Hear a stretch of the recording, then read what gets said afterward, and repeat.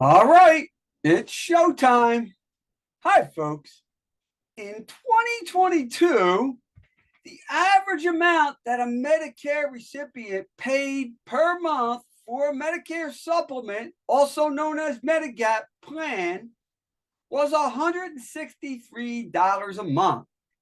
However, the average cost of a Medigap plan was $150 per month, which obviously means that the average person is paying more than the average cost of all plans that are available to them.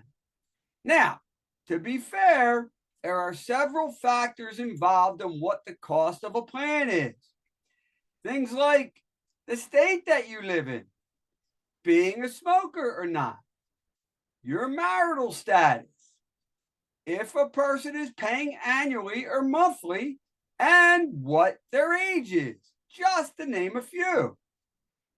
Also, regardless of the cost of a plan, there are also several other very important factors that need to be considered as well before choosing a plan. Things like, what is the insurer's rate increase history? What is the financial stability of the company? And probably the biggest one of all, what is their customer service experience and claims history like? Rachel knows all about that, right, Rachel? Now, in today's webinar, we are not only going to cover the basic facts related to Medicare like we did in our intro to Medicare workshop, which we did last year and was combined with our Understanding Social Security Disability workshop, but we are also going to discuss Medicare products and how they compare to each other and why it's so important to do this on a regular basis in order to make sure that you, as a Medicare recipient or pre-recipient, are getting what you need out of it for the most reasonable price that you can. Okay, so buckle your seatbelts, folks. Our workshop today is called Medicare 101 because it intends to not just introduce the facts about Medicare, but to educate you about Medicare plans as it relates to price and features that most people have out there today.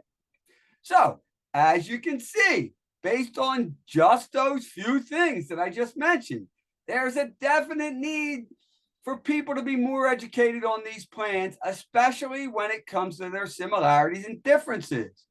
So that's exactly what we intend to do on this webinar today.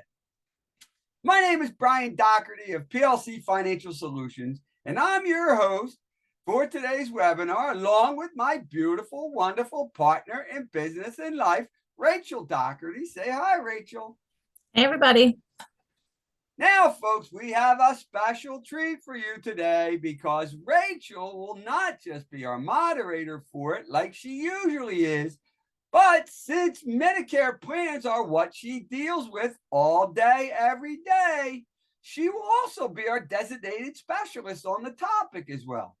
So, Rachel, how does it feel to be our special co-host today as opposed to just being the moderator?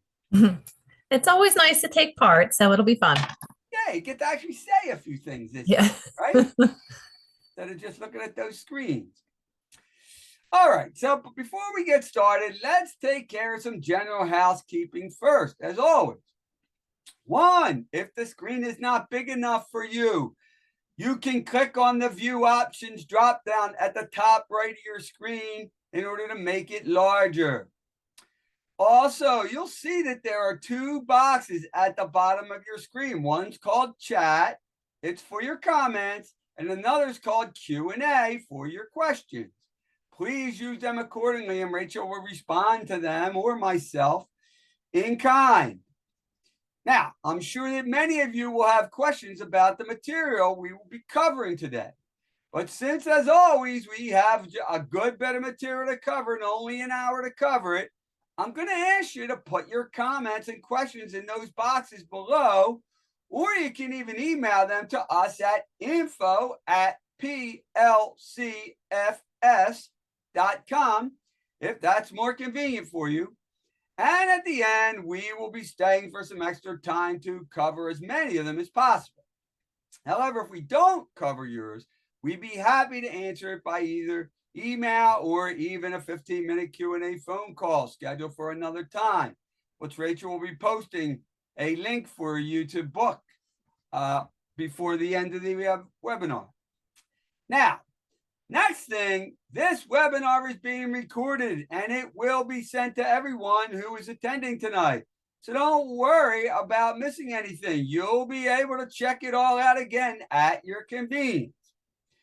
Also, because we want to make sure that you're all paying attention and that you have a little bit of fun as well, before we answer any questions, we have a 6-question quiz for you at the end. And the first person to answer each question right inside the comment box will win a $10 gift card to a store of your choice for each question that you answer correctly. So make sure you have a notebook handy to jot down some brief notes related to some special bullet points that I will be pointing out as we go along. Finally, it's my obligation as a financial advisor and a fiduciary to inform you of our RIA disclaimer statement, which is that our investment advisory services are offered through Fusion Capital Management, an SEC-registered investment advisor, and we only transact business in states where we are properly registered or are excluded or exempted from registration requirements. Now, the SEC registration is not an endorsement of our firm by the commission and does not mean that our advisors have attained a specific level of skill or ability. And most importantly, all investment strategies have the potential for profit or loss. So now that we got that out of the way, I have one for you as usual, and I kept it for this one. A hamburger walks into a bar and orders a beer. The bartender says, "Sorry, we don't serve food here." I liked it so much, I actually kept it from the last time we did it. And I'm not always that optimistic about them, but I know I'm going to end up keeping the day job anyway. All right, so let's get started. Okay, first things first. Let's talk about who's eligible for Medicare. This is actually pretty straightforward. There's really two main classifications when it comes to it. The first is bullet point one, write it down, get those handy dandy notebooks out. Or people all at the age of 65 or older. So you got to be at least 65 to claim Medicare. Well, there are some exceptions, but the average healthy person. Now, that's the first, but there are some disclaimers. They have to be U.S. citizens or legal residents, and people who have lived in the U.S. for at least 5 consecutive years. And it's worth noting that they do not have to be collecting Social Security retirement benefits to file for Medicare. Second is people who are receiving Social Security disability benefits for at least 24 months. That's the other exception. There are 2 exceptions when it comes to the 24-month rule, though. The first is people with amyotrophic lateral sclerosis, otherwise known as ALS or Lou Gehrig's disease. And the second is with people with permanent kidney failure, also known as end-stage renal disease. They do not have to wait the 24 months. They can be approved immediately. All right, let's go over the different parts of Medicare coverage. It starts with what is called Medicare Part A coverage. This is the part of Medicare that covers hospital-related expenses and is sometimes referred to as the hospital insurance part of Medicare. However, it might actually be more accurate, in my opinion, to relate it more to expenses that involve skilled nursing care rather than a hospital, because it not only covers acute nursing care at a hospital, but it also covers short-term stays in nursing homes, rehabs that provide nursing care, skilled nursing facilities, as well as home health care provided by a nurse, and even hospice care. So when you look at it, there may actually be more care that is covered outside of a hospital by a nurse than that it's actually inside by a nurse. Now, here are some important points that you should know as it relates to Part A. Bullet point two, get the handy dandy notebooks out, hitting with two quick ones, Rach, right out of the gate. There is no premium for this coverage if you have all 40 credits paid into the Social Security system. And in 2022, Part A, or 2023, Part A now is $506 a month.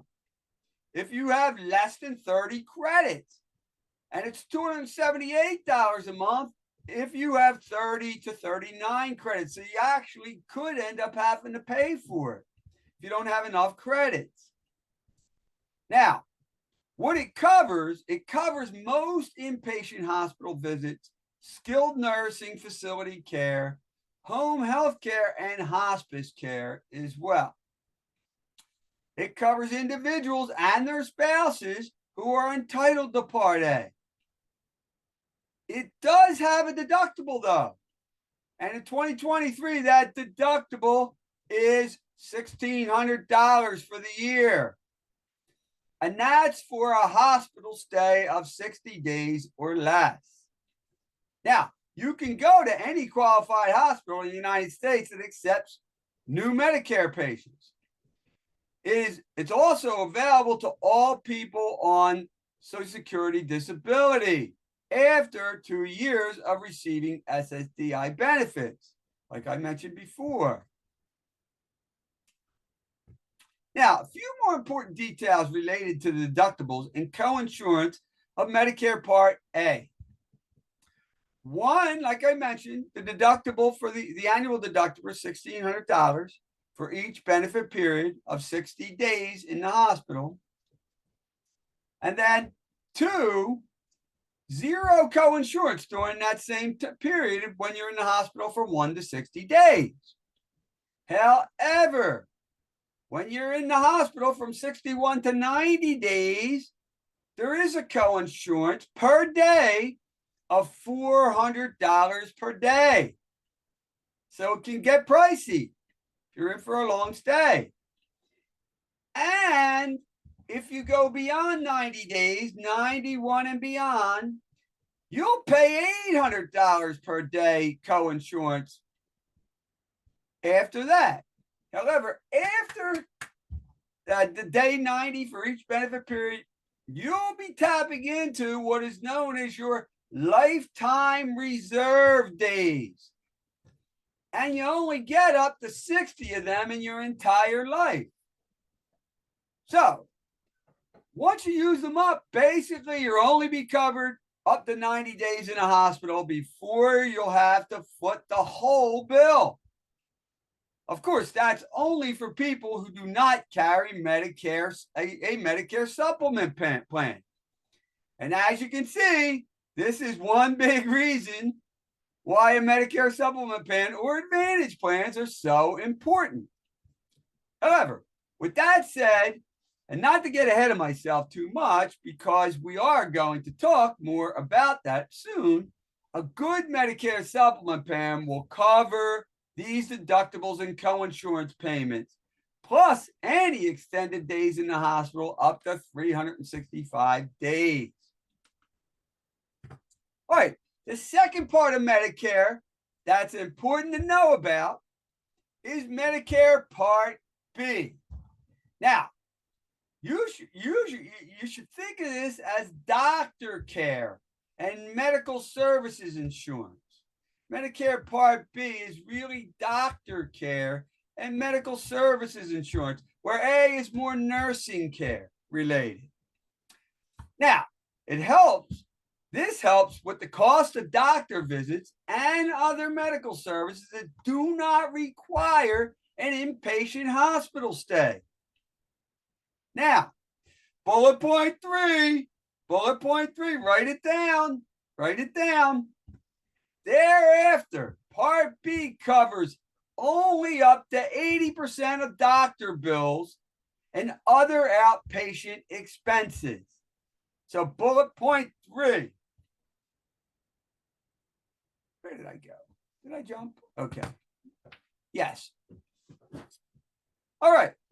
So now we're going to do, now I want to point out in bullet point 3, that annual deductible in 2023 actually went down from last year.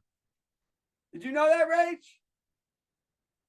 The annual deductible for Part B went down in 2023. It was $233 a month in 2022, and it went down to $226 a month in 2023. That's Yeah. first Yeah, time no, it in never the does life. that. What's Yeah, that? the monthly premium went down too for Part B from Yeah, that's what I'm talking 2023, about, but the monthly premiums. yeah, it's going back up next year. Yeah, well, of course it's going back up. I don't know what happened. Anyway, I'm hitting you with now bullet point 4 already. Bullet point 4. Thereafter. Oh, I hit you with bullet point 4 the last time before I did 3. That's what happened. I messed it up. Bullet point 4 is that after the deductible of $226. Yes, that's a one-time annual deductible, right, Rach? That's right. Yeah. Mm-hmm. Then it only covers up to 80% of your bills and outpatient expenses. Mm-hmm. Man, I got Eagles on my mind. That's what I'm doing. The Eagles game started already. Right. Now, standard monthly premium in 2023 is $164.90. That did go down too from $170.10. Getting ahead of myself. Mm-hmm. So we really had a stellar 2023 when it comes to expenses, when it comes to Medicare. The first one I remember in quite a while where it came down. Now, beneficiaries with incomes that are over certain thresholds can pay actually up to 3 times more per month of those monthly premiums. So we're going to talk about that.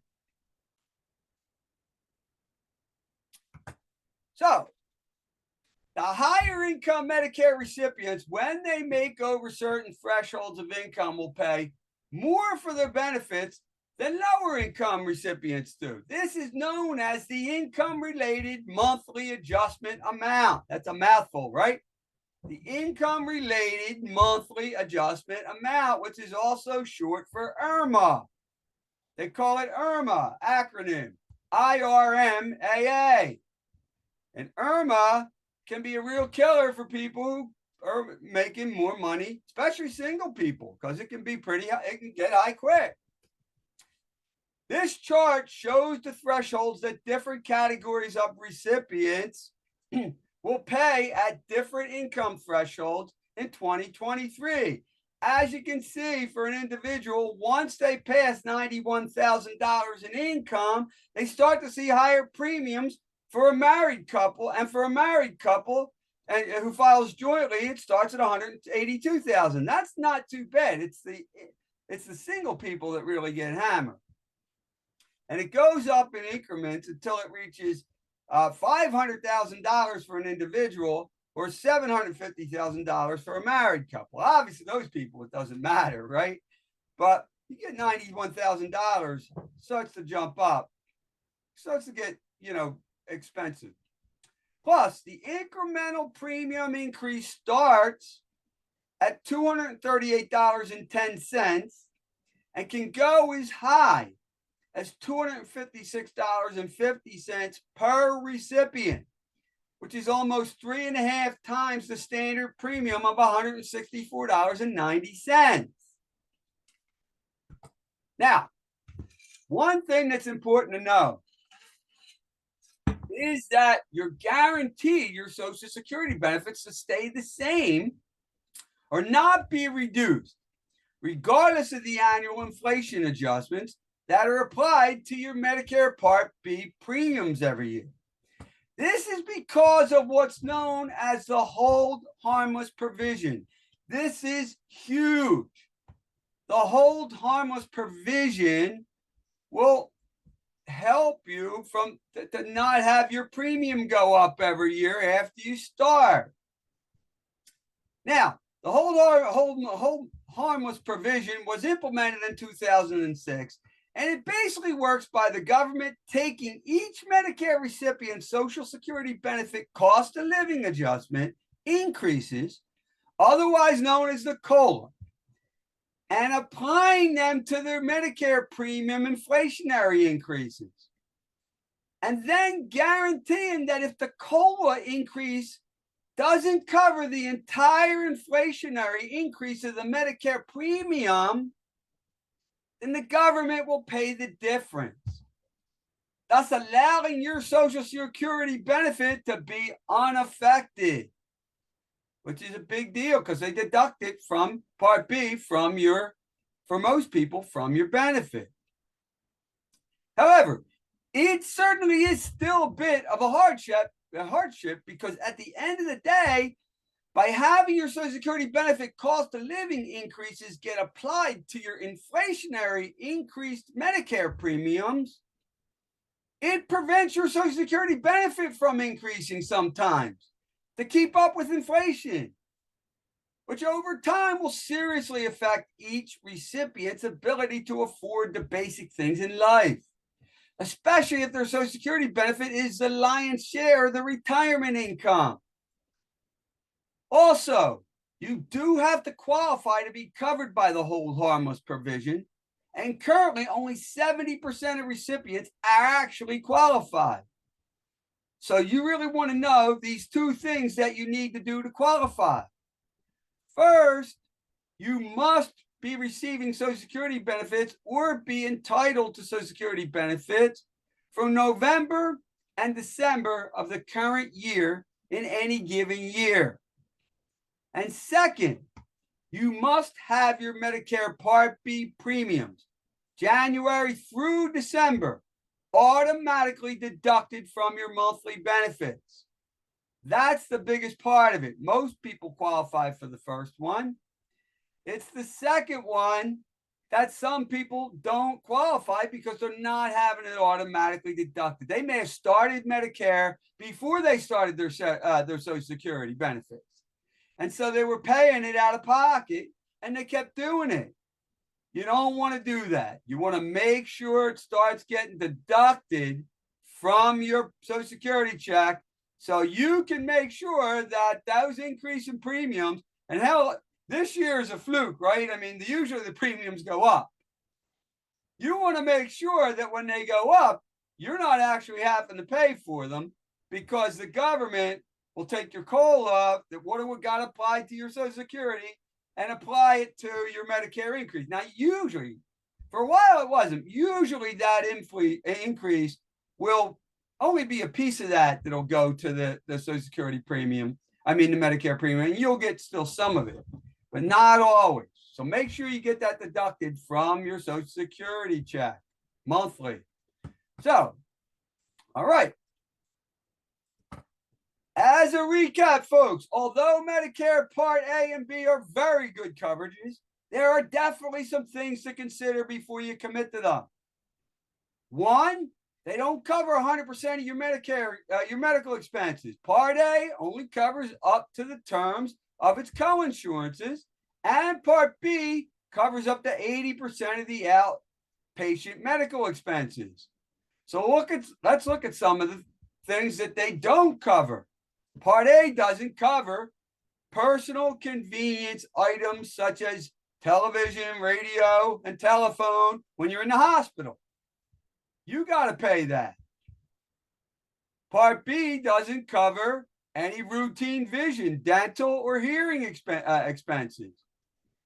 And neither covers any, and this is a big one, right, Rach? Any custodial-based long-term care that may be needed. How big is that for people? Yeah, that's the biggest one. I think that people don't realize. How often do you have people that actually say, oh, they're supposed to cover that? All the time. All the time. I've been actually, there's one person in particular, I've been arguing with her since April that she should be getting a homemade. And like, even when you have these, when you add the advantage plan or the supplement, they don't have it either. It's not part of it. Absolutely. And people don't understand that in advance. All right. Second, their cost sharing requirements between Part A and Part B can start to add up, especially if you're getting to be in the hospital for any length of time in any given year. For example, deductibles for Part A are it's $1,600 every 60 days hospital stay, and coinsurance for hospital stays beyond 60 or 400 per day as well. And then 800 when you get into those lifetime days. And then once it runs out, you have to pay out of pocket. Of course, if you don't have a supplement plan. Now, Part B deductible for the year is $226 this year before benefits kick in, but you still do pay at least $164.90 per recipient per month as well. And you're responsible for 20% of all medical expenses as well. Finally, there's technically no limit on the out-of-pocket expenses when it comes to Part A. And these are some things that you should really think about before committing to a traditional Medicare plan. Now, let's talk about Medicare Part D before we get into Part C. We're going to jump over C. Part D covers a recipient's prescription drug needs. Part D is made up of all voluntary outpatient prescription drug plans, which are offered exclusively through private insurance carriers contracted with Medicare. There are two types. One's called a standalone prescription drug plan, also known as the PDP plan. And the second is the Medicare Advantage plan, also known as the MAPD plan. Here are some important points to consider. Now, the premiums and cost sharing vary. Most plans have a gap in coverage, also known as the donut hole. How about that, Rach? What were you telling me about the donut hole, though? Oh, you talk in 2025, they're actually going to be doing away with the donut hole. And there's actually going to be a cap put on prescription drug amounts. Yeah, which is it's Party and none. Yeah. I mean, the cap's going to be pretty high, but for especially people that are on like specialty medications and stuff, it's going to be a game changer. Absolutely. Unbelievable news. Each plan also has a list of drugs that it covers, and they're usually different for each carrier. You have to shop for the plan that carries your medication. Also, it's possible for you to end up with permanently increased premiums if you delay your enrollment in Part D, and with a gap in your coverage too for doing so. That's because there are penalties for delaying enrollment, and the longer you delay, the higher they get. Although there can be exceptions if you have prescription coverage that they consider to be equal or better with their prescription coverage, which is also called a credible coverage, because it can be credited or counted as equal to their coverage. Then you don't have to sign up for Part D if you have credible coverage. Better make sure though, right?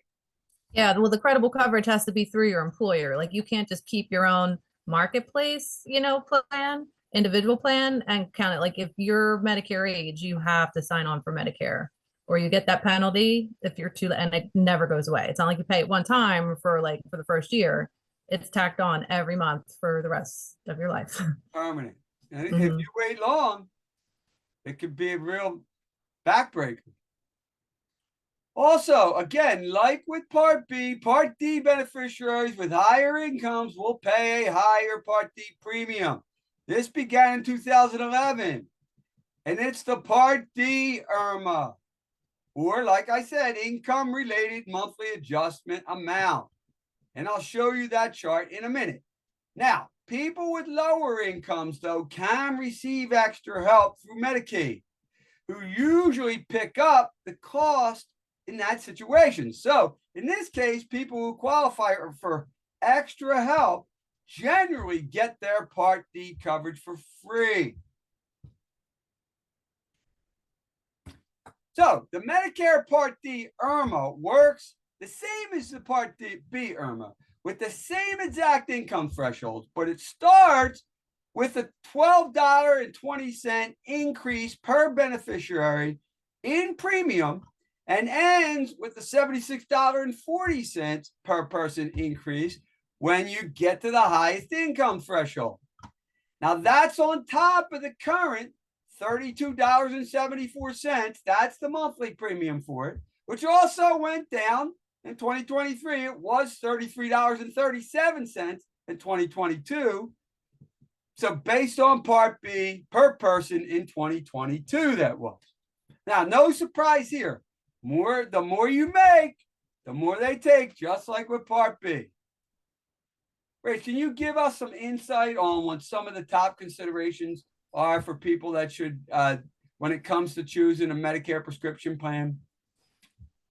Before that, I just want to point out one thing. I don't know if you mentioned it when you were talking about the IRMAs for Part B, but they reevaluate every year, and they do it a 2-year look back. So say if you earned a certain amount of money, maybe you were still working when you were 63, and you were making more money, or maybe, sometimes you can file for a change of life. Sometimes it works, sometimes it doesn't. I've seen it both ways where they do adjust it for them, but I've seen it where it doesn't get adjusted. So you have to wait the 2 years out before it'll go down to the more reasonable rate. So just want to point that out. Income earners, right, when they first retire, Right. 2 years on IRMA, right, before. Yeah, so they reevaluate every year, but it's a 2-year look back each time. So you just got to keep that in mind. Yeah, and it's not always guaranteed, right? Like you said, right, that they'll do it. Yeah, no, it's not. You always try, but I've seen it, get approved. I've seen people get turned down for it. So it just depends. I think it might even depend on the city that you live in or where you are, who it's getting in front of can make a difference, but you never know. So Right.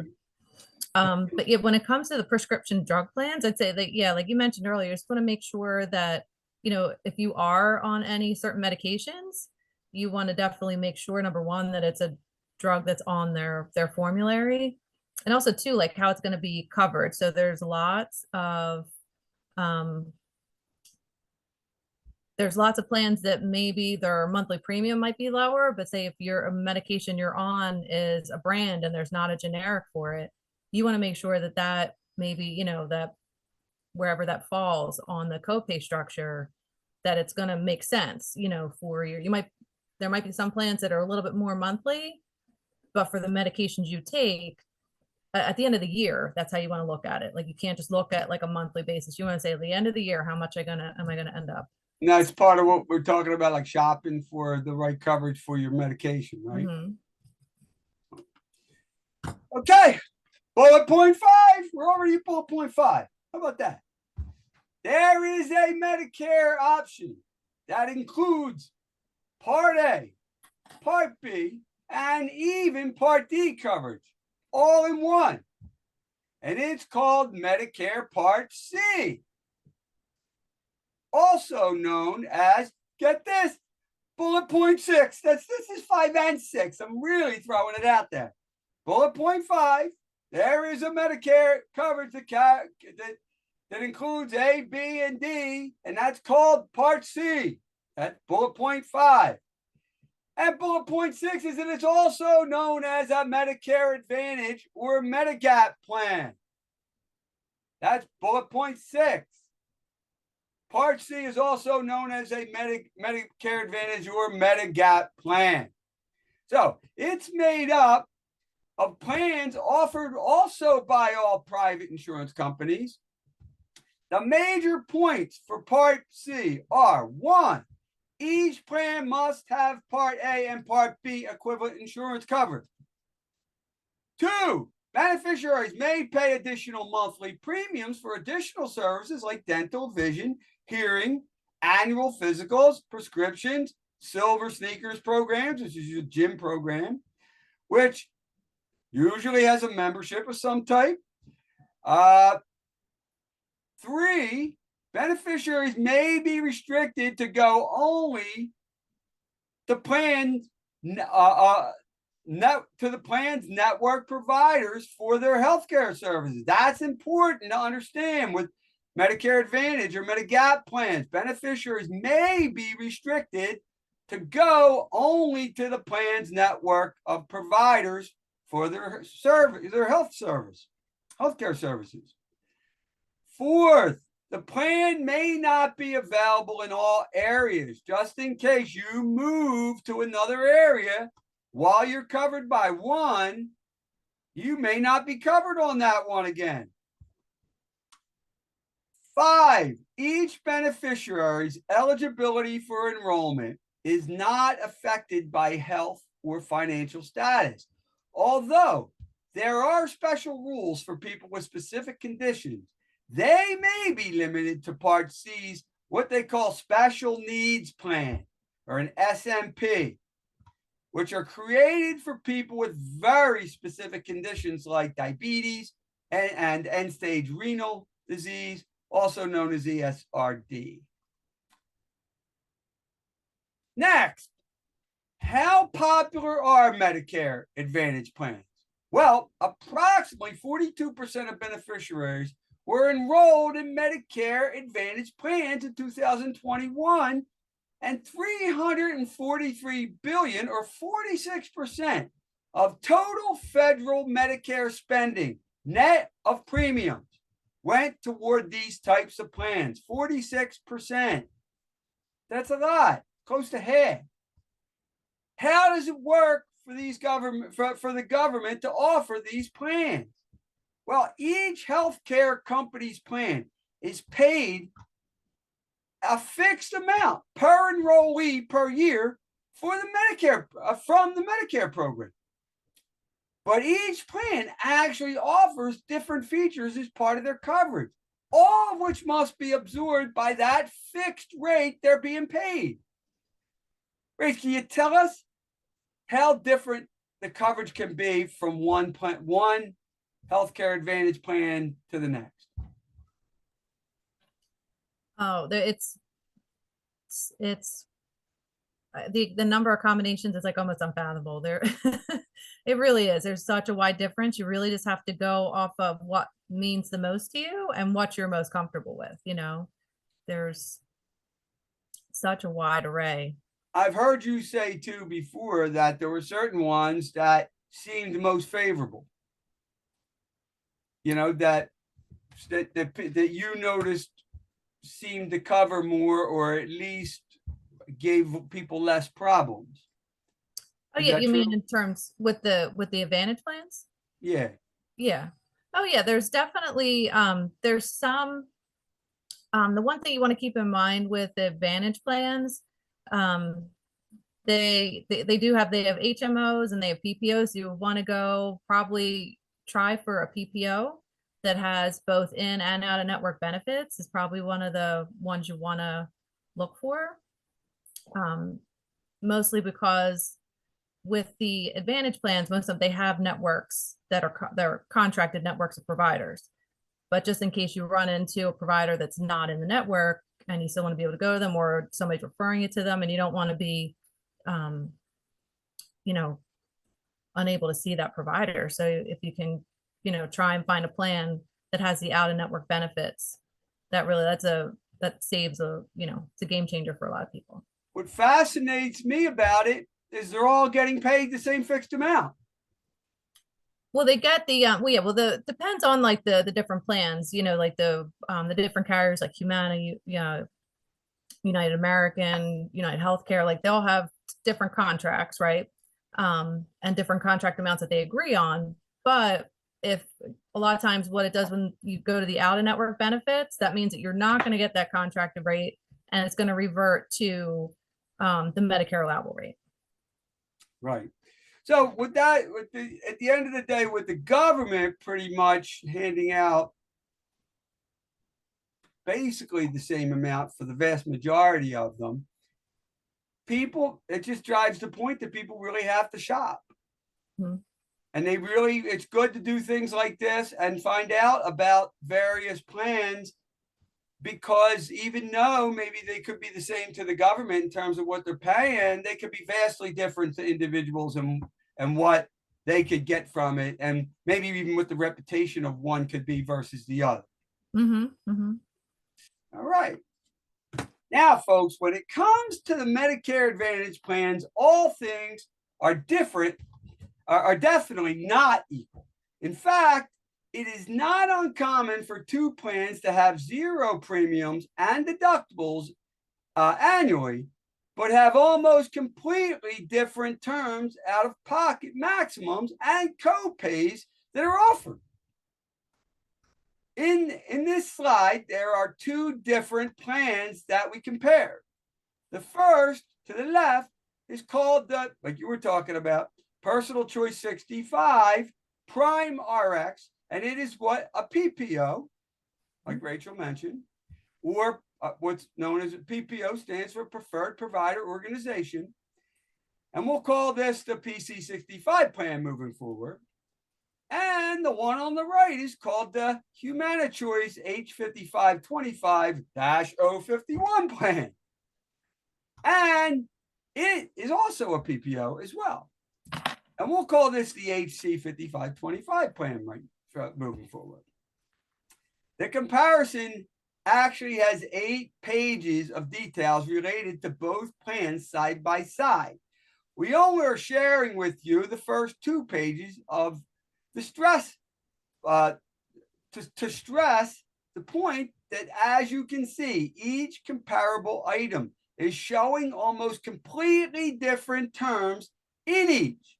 For example, on the first page on the left here, and on the third line down, you can see that the out-of-pocket network maximum out-of-pocket amount is $11,300 for the PC65 plan. And the HC5525 plan does not even have a max number when it comes to their terms related to the out-of-pocket network maximum out-of-pocket amount. Doesn't even have it. Also, the in-network max out-of-pocket is $7,550 for the PC65 plan and $7,200 for the HC5525 plan. As you can see, folks, as you walk down the line when it comes to their terms, even though some of the terms are the same, the vast majority are actually different.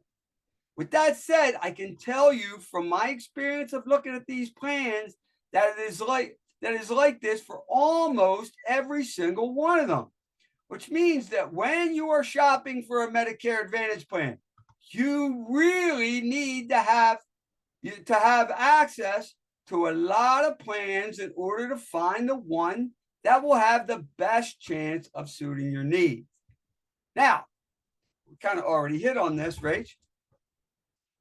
When it comes to these plans, what's been your experience when it comes to their costs and their terms?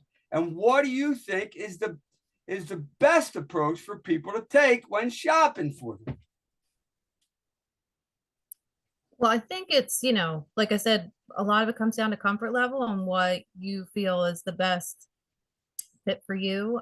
But you want to keep in mind, some of them, if it's medical only and you're going to get a standalone prescription drug plan to pair with it, or if you're going to go with the combination, like you mentioned before, the MAPD, which is Medicare Advantage prescription drug plan. So a lot of times those ones tend to have, you get the most bang for your buck. But if it's the right fit for you, it's really going to come down to what your individual needs are. Right. And it just seemed to me that based on going through many of them, you might have to go through a few to really see all the different features that really work best for you. Does that make Oh sense? yeah.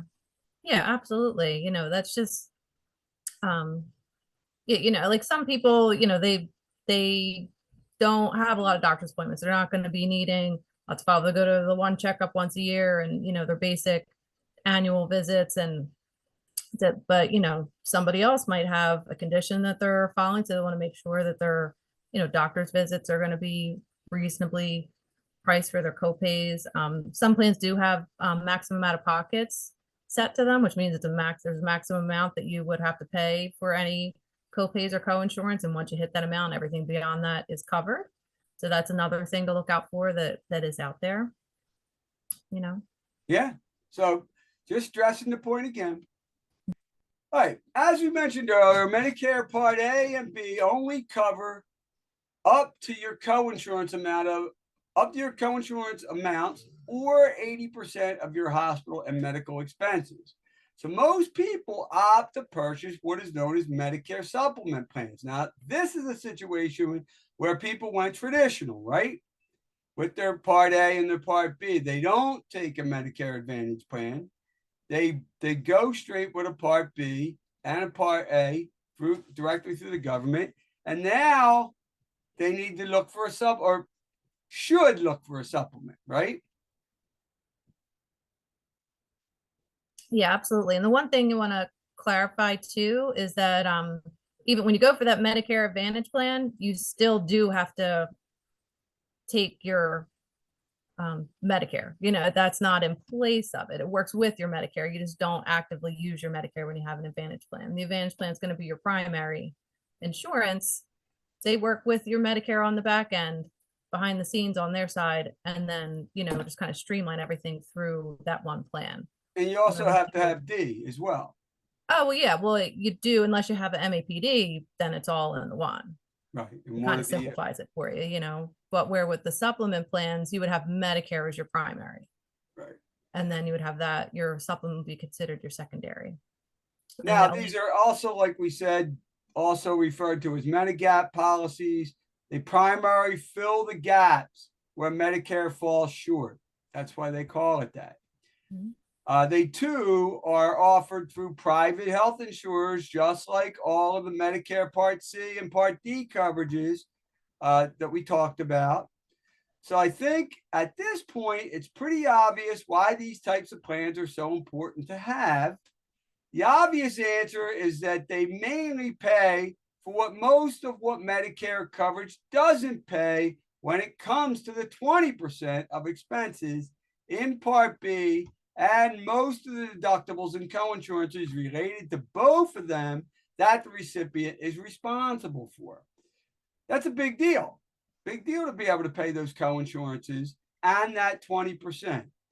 Also, premiums can vary widely between the different insurance companies for the same plan. Currently, the range is somewhere between $0 for some, which is amazing, to either $160 on the low end to as high as $250 a month for these types of supplement plans. What's your thoughts on the importance of the supplement plan and what it does for recipients? I think the one thing that I know that a lot of people like about having a supplement plan, as opposed like over the Advantage plans, like I said, again, it's comfort level, what's most important to you. But some people are more drawn to them because when you have Medicare as your primary and the supplement to follow it up, like we were talking about how I was saying it was important about the networks and getting in and out of network benefits with the Advantage plans. With this, there's no need for that because there is no network with Medicare.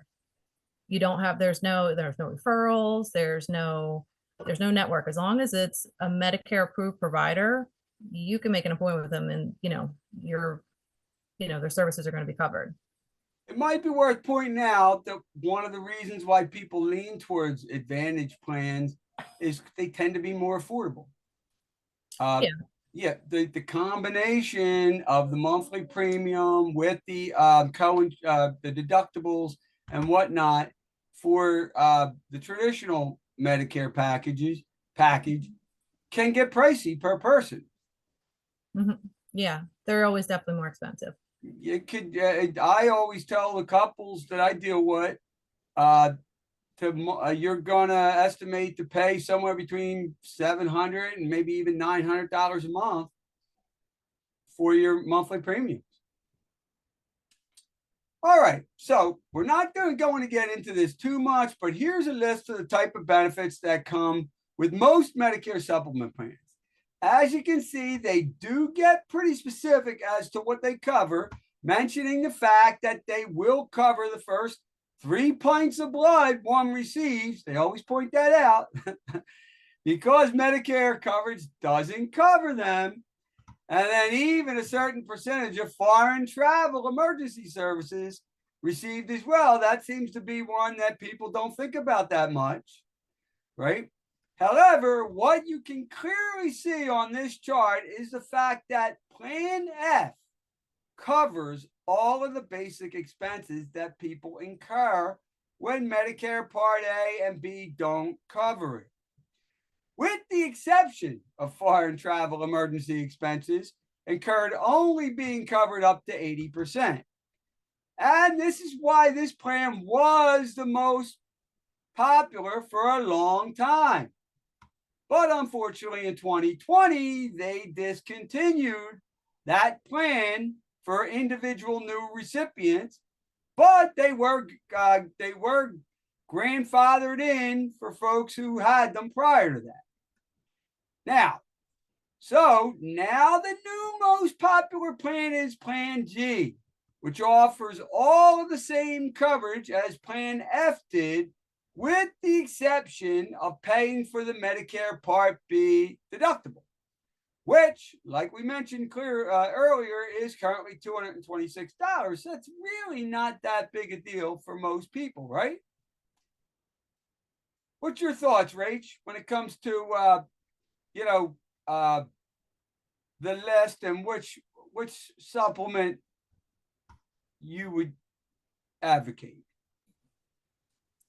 I know for the most part, most people go with the G, um, just because of it makes the most sense. For the life of me, I can't understand why they have the rest of them, but whatever. I guess that's why they have all the other flavors outside of vanilla and chocolate, right? Yeah. Well, I think part of it is too, I mean, like, especially when you're maybe when you're younger, when you're new to Medicare and you're not going to you don't use your health insurance a whole lot, like nobody has a crystal ball, but you can always renew every, during open enrollment every year for the following year. So you can change your mind. So I think a lot of people, they may go with a lesser, monthly premium if they know they're not going to really use the coverage that much. So that's where I think those come into play. Okay, now let's take a look at two side-by-side comparison of two Medigap plans. Now, all of the services that a Medicare supplement covers, let's look at the reality of what the marketplace bears when it comes to them. Here you're looking at 3 different plans: a Medico insurance company plan on the left, an SBLI, and a USA life insurance company plan in the middle, and an AARP plan on the right. In this example, all 3 plans offer the exact same coverage, but all 3 of them are charging a different annual premium. The Medico plan is charging $124 a month. The SBLI plan is charging $131.96 a month. And the AARP plan is charging $141.34. As you can see, folks, you could be paying more for the exact same plan than you would be for another carrier. In fact, I've seen even more extreme cases where the premium differential than these ones, where it's actually not even close. I just wanted to get ones that were somewhat close together so you could see that they all have to offer those same coverages, but you actually can pay a different amount. Now, to be fair, there are other factors that weigh in on this as well, and we hit on them at the beginning of the workshop. Things like each company's rate increase history, their financial stability, which will reflect in the company's ratings. And like I said before, the biggest one is the customer service experience and claims history they each have. So sometimes it may be worth paying more for that, if that's the case. So have you experienced that at all? Difference in customer service when you're dealing with any of these companies? Yeah, it definitely it varies. I'd have to say, I mean, not with these ones in particular, but I know as far as customer service goes, probably I'd have to say out of the carriers that I deal with the most, not to give them a plug or anything, but Humana, like as far as their customer service goes, they're just like have like the sweetest, nicest, pleasant people to deal with on the phone. And you know, they're always like super attentive and stuff like that. So I'd have to say that for them, but for the most part, like, you know, with the main carriers, you really get good service with all of them. But the Humana tends to stand out just a little bit. Well, just the sheer fact that you say that. Yeah. Oh, but I think it does make sense just because they are all required to offer the same benefits. To at least, I think, maybe every other year shop to see if you can maybe get a cheaper price. If it is a reputable company. Okay, let's quickly talk about the enrollment periods that most people are eligible for at different times based on their situation. These are really important to be aware of because if you do not abide by them closely, you could end up being penalized. And in some cases, the penalties, like we talked about earlier, are steep and permanent. So pay close attention to these. Here they are. The first is known as the automatic enrollment period, and that is to Medicare. And it will only happen when a person is receiving Social Security disability benefits. That's the only time you get automatically enrolled. Everybody else falls into the other ones. So people on Social Security disability, they don't have to do anything. Their Medicare benefits will start automatically after 24 months of receiving benefits. Next, what is known as the initial enrollment period applies only to people that are turning age 65. It actually starts 3 months before the month you turn 65. It includes the month that you turn 65 and then continues for 3 more months after you turn 65 for a total of 7 months that are included in this period. So the initial enrollment period lasts for 7 months, 3 months before you turn 65, the month you turn 65, and then the 3 months thereafter. So as long as you apply within that time frame, you will not incur any penalties. Then there is what's known as the special enrollment period. This applies when a person is still working when they turn 65, and then thereafter. This period starts on the first day that that person is no longer employed and receiving health coverage from their work. And it runs for 8 months from the date that their enrollment ended. Again, as long as you file within that period of time, you will not incur any premium penalties. So if you were working up to the time that you were going to be eligible for from age 65 and beyond, say you didn't start it at 65 because you were covered by your work, then The day you stop your employment, you have 8 months to enroll, period. If it goes past that, now you could start incurring penalties. Okay, so the next 2 enrollment periods have actually nothing with any have nothing with any one individual or age of any person, have nothing to do with that. These are time frames that anyone eligible can apply every year. The first is called the general enrollment period. And it runs from January 1st to March 31st every year.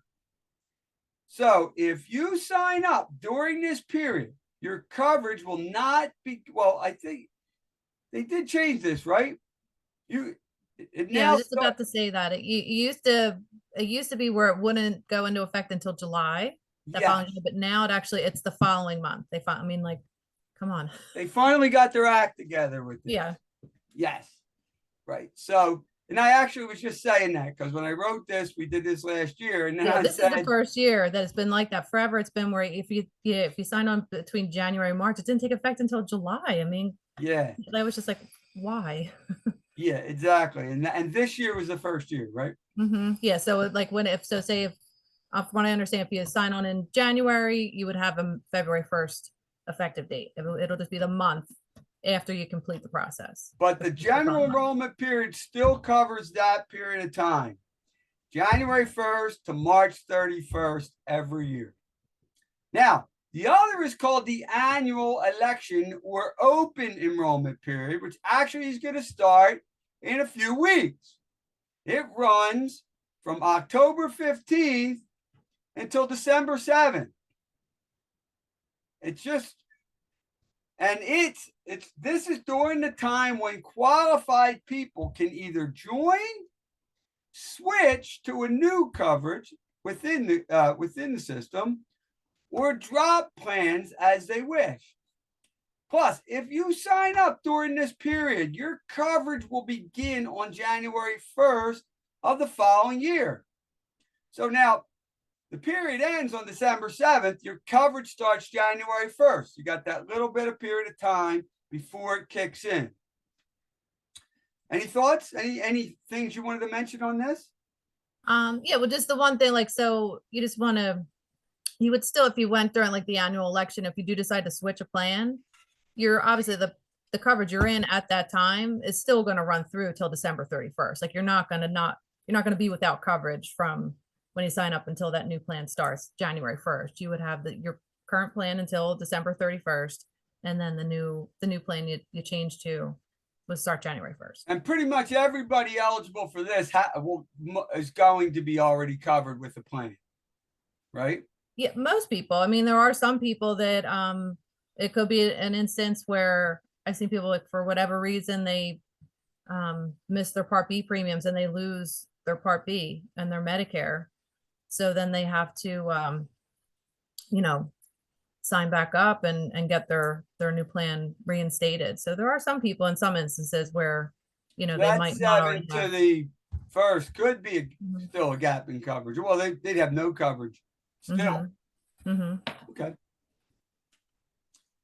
All right. So now let's talk about what can happen if you don't enroll in Medicare at the correct times.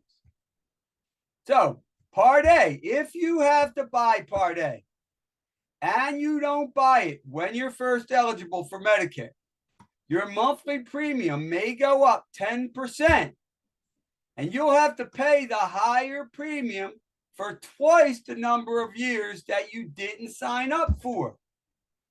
So if you missed it for 2 years, you'd have to pay for 4 before they'll drop it down.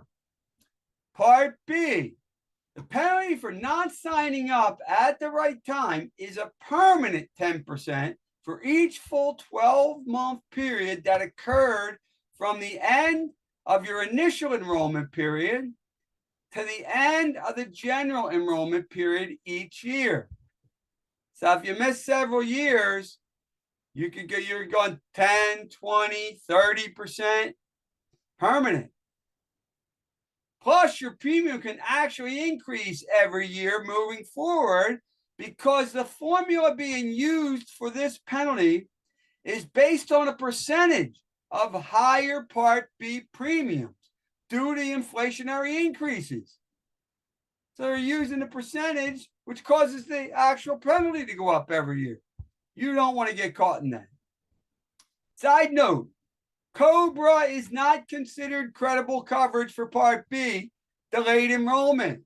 So it can actually cause you to be penalized if you delay signing up for Medicare because of it.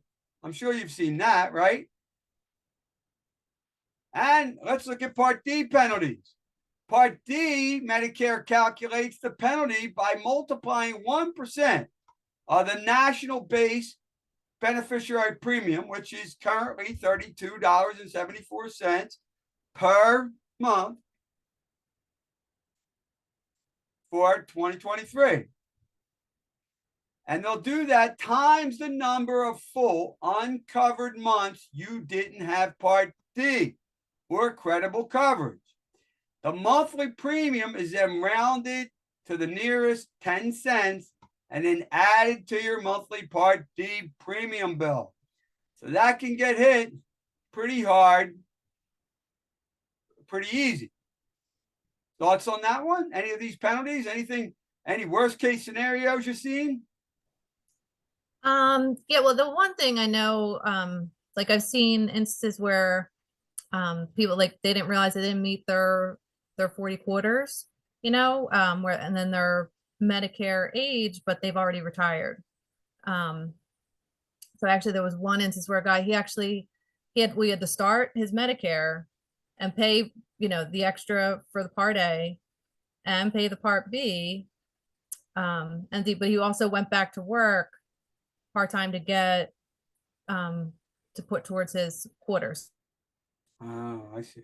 He eventually wouldn't have to pay Part A, but at the same time, but he had to take it because he didn't have employer-based coverage, and if he didn't take it at that time, he would have ended up with penalties. So it was like he had to take it and pay the extra A and go back to work after he'd been retired for close to 10 years. It was a little bit. So that's why you really got to make sure you have all that lined up. Yeah, it could get ugly. Mm-hmm. Okay. Finally, we would be remiss if we did not discuss the 3 different ways you can apply for Medicare when you're ready to do so. The first, Medicare only online application. You can just go sign up on the Social Security website and apply just for Medicare. You don't have to sign up for Social Security. You can just sign up for Medicare. They call it Medicare only online application. And you go to ssa.gov to do that. Now, you hit the apply for benefits tab. Now, when asked if you want to apply for Medicare only, answer by clicking yes. Now, it only takes about 10 minutes. It allows you to apply for Medicare on your own work record, not your spouse's work record. So yeah, it can only be on your work record. Can file for Medicare Part A only or both Part A and B while you're doing it. And you have to be at least 64 and 9 months old. You can do it 3 months before you turn 65. If outside of that initial 7-month period, Medicare enrollment period, you may be asked to provide proof of employer group health coverage to verify that there's no penalty for delayed enrollment. So if you're outside the period. The second way, go to the office. You can actually go to socialsecurity.gov and schedule an appointment. You don't have to go just sit in the office. And you walk right in and go in. And then the other ways you can actually sign up on the phone. And I have the phone number there. It's I didn't put it on this slide, did I? Yeah. Well, you have a pen, paper, it's 800-772-1213. 800-772-1213. So those are the different ways you can sign up. Well, folks, that concludes the educational part of our workshop today. But before we jump into our 6-question quiz and our Q&A for it, I want to offer everyone that is attending this workshop today a chance to set up a complimentary Q&A session as it relates to any of the things that we discussed today. It's that easy. If you're confused about anything and you want to find out more about what we talked about, talk to me or Rachel. Rachel's putting up some links right now. You can do a 60-minute Zoom, or you could do a 15-minute Q&A, whichever you prefer. And we'd be happy to answer and help in any way we could. All right, that's it, folks. Let's jump into the 6-question quiz. You ready for this, Rachel? All right. Question number 1. What age do you have to be to qualify for Medicare?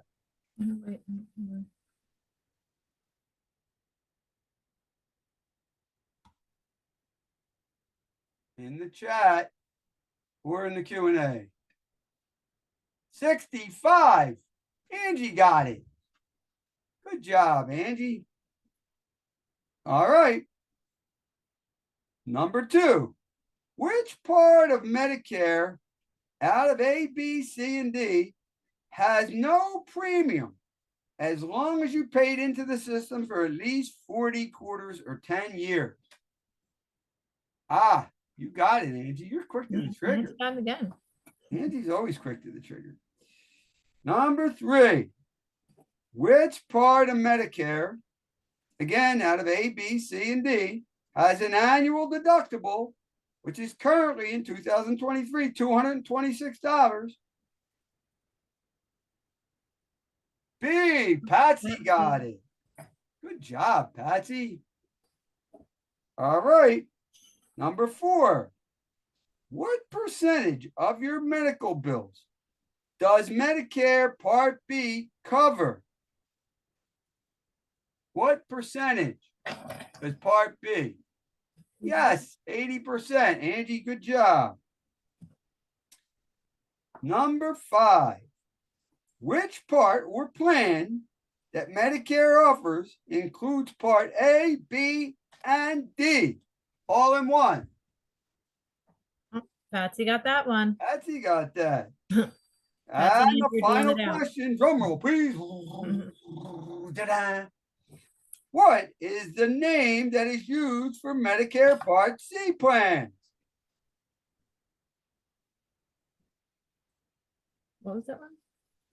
What is the name that they use for Medicare Part C plans? 2 different names. Advantage. Advantage, Good yep. job. Good job, Angie. Quick. All right. That was pretty good. Pretty quick. Angie got 5 out of 6. Killed it. Good job too, Patsy, as always. All right. Any other questions that we that were in there? Yep. So how about if I'm working now, when do I have to file for Medicare? Well, like we said, you got 8 months from the day you stop working to file. That's your initial enrollment period, right? A special enrollment period. Sorry. All these enrollment periods. Tell me about it. What else you got there? Okay. If I miss the time period when I turn 65 to enroll, when can I enroll again? If you miss it when you turn 65, then you can go to either the open or the general enrollment period. Okay. Let's see. If I'm on Medicare Advantage plan now, can I go back to a traditional plan without any problems? You can, but if you have any medical issues, you could have to pay more for a Medicare supplement plan. That can be an issue. Our third floor tenant had that same issue. Switched from one, wanted to go back, but he had medical issues, and then couldn't afford the supplement plan. All right. All right, one more. It says, do you recommend a Medicare Advantage or a traditional Medicare A, B, and D with a supplement? That's really more for you than me, Rach. I'd say. What's your thoughts? Well, like we were saying, it comes down to comfort level. With the Advantage plans, it's going to depend on, um, you know, if there's a network of providers that are there, what your health is like. None of that, like, big thing is, where you live, because different Advantage plans are accepted more widely in different areas. Like here, like in the Philadelphia area, we have a lot of healthcare right around here, so it's easy to find providers that accept your plan. When you get out where you're not as and where there's so many providers, you have less to choose from. You got to be careful as to what plans you pick. Yeah, no. And also too, how much money do you have to spend? How much are you able to spend with all that? It's really comes down to comfort level and where I you're willing guess to go the with it. health in general, right? I mean, someone's health Mhm. is going to play a big deal into it too. So, yeah, there are definitely some factors to think about between the two for sure. All right, folks. Well, that concludes the educational part of our workshop. Now, wait. We got here.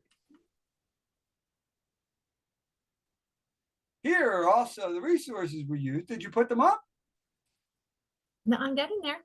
Okay. Rachel's going to put the resources up if anybody's interested.